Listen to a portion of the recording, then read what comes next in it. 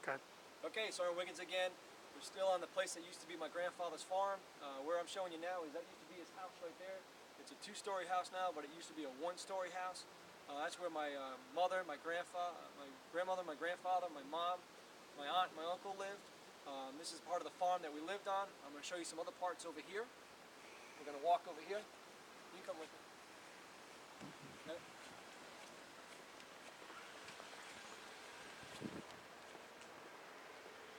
You got me now? What we're looking at now is this used to be the barn. Up on the top is where all the hay used to be that my grandfather used to farm out in his fields.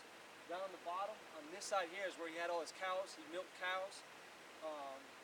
And on the other side of the barn is where he had all his mechanical stuff, so he could work on all his tractors and all his vehicles that he had to take care of this 50-acre farm that he had here. Great times that we had over here. Never worked so hard in my life than being on a farm. Everybody thinks it's easy work. It's not. It's hard, back-breaking work.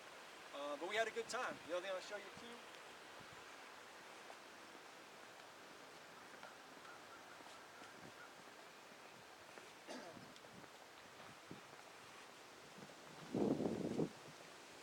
If you look right over here, that little building right there, there's one there and there's one on the other side. That's where his chicken coop used to be. He used to have the chickens lay eggs and everything. We used to have fresh eggs, the whole 9 yards.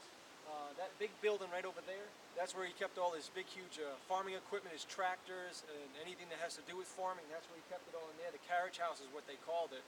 And pretty much where we are standing right now, this used to be a field. And now there's houses everywhere that you see.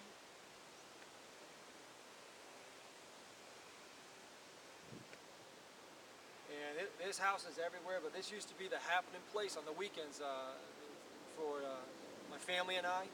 What we're going to do now is go down to the lower part of the field, and I'll show you some other stuff down there as well.